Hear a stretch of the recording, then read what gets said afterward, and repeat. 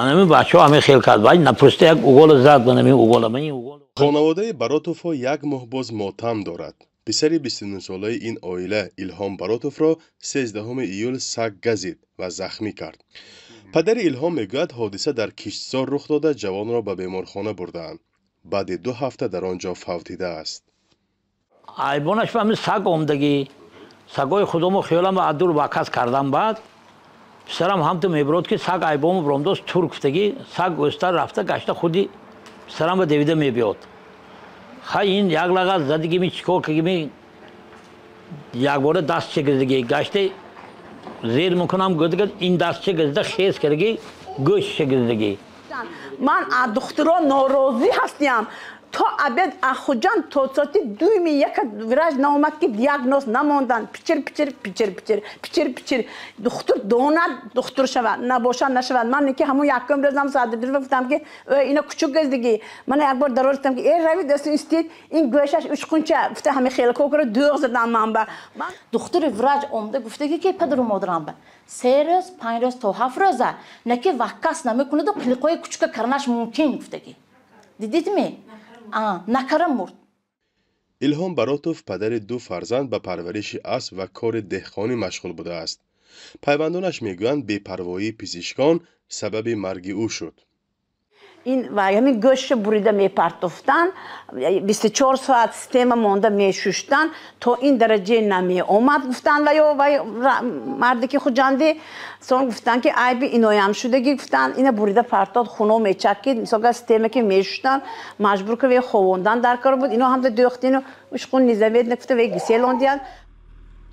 سردختوری بیمارستان ادعای خانواده را قبول ندارد. من فکر می‌کنم گپامش خطا و صحو است زیرا که ویروس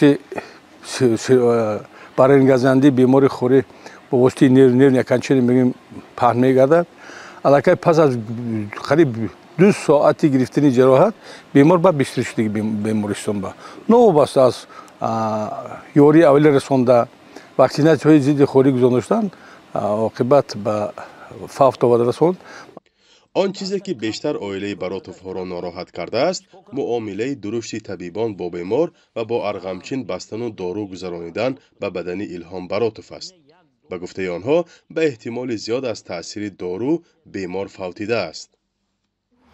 من به سوالم به جواب دیدم ایکای من طرفی کوچک شد میگفتم و همون سردکتر گفتن که خیزیتون همه سوالش به جواب دیدم شو سوالش به جواب نمیتیتون گفتم من سانی و یا گفت که هم تو خیستی هیچی نگفت طرفی کوچک نشده باشه گفتم چو و یا همین خیلی تا همین درجه بستان خودی مول بوین گفتم گپ نزدن این چیز بیام 5 توبیک دوره من 2 جواب پادپیس مونده گروه آمدم این اوگولا بسته من با اوگول میزنیم نگفتن ده این اوگولا نپوسته چی بزدن مونم بود من یک درد حسرتی بینم مونم بود من چیزی کوچک گزید کوچک جدی مونم کو واکاس کنات بود شونو بام بود سال دلم بود تسکین وجود گو من خود حاضر کرده توستم خوبم دست رهیرارو من بچه مولپای کرد رفت کن. در دادستانی ناحیه دیوشتیج به رادیو آزادی گفتند که الحال با سنجش حادثه مشغول بوده فعلا پرونده جنایتی باز نکردند. در همین حال عائله براتوف و دیگر همدهگان و شخصان آگاه از تکرار شدن حمله سگ‌ها در گرد و اطراف ناحیه خبر دادند. تصدیق رسمی چنین وضعیت دسترس نشده است.